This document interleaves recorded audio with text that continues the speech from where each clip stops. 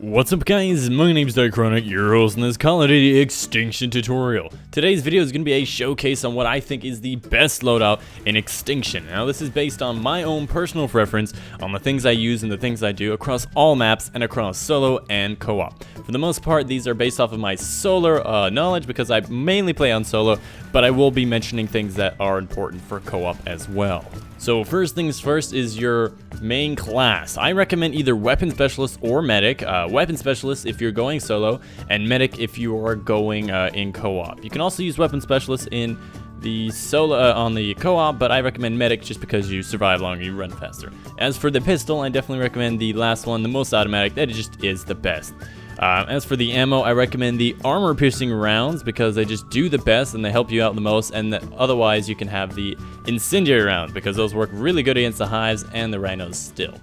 As for the support, I recommend the armor for primary just because it helps you out all the time, being able to help you stay alive. And then recommend also feral. If you have teammates, make sure that they also have feral and armor. Those are the most important of those two. And then the next part is the sentry gun. This is the attack. I don't recommend any of the other ones. Sentry gun is the key to this strategy, the most important part, and if you don't have sentry gun, then you're wasting your time with all of these. You might want IMS for some things, but the sentry gun is just way better in every way. The last thing is the riot shield.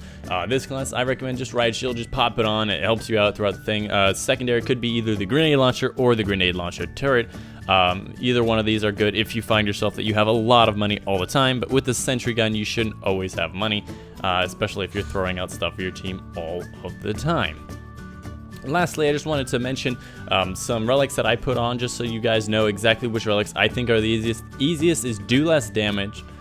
The next easiest is pistols only, and then after that it's mortal, and then after that is take more damage. As for your fifth perk, you might want to try out one of the newer ones just because the hardest one I still feel like is the one where you actually have a smaller wallet, and that's just why, because it's really hard. So anyways, once you get into the game, the things you want to upgrade first on solo is just straight up go first 2 points that you get into your sentry gun to make them more useful.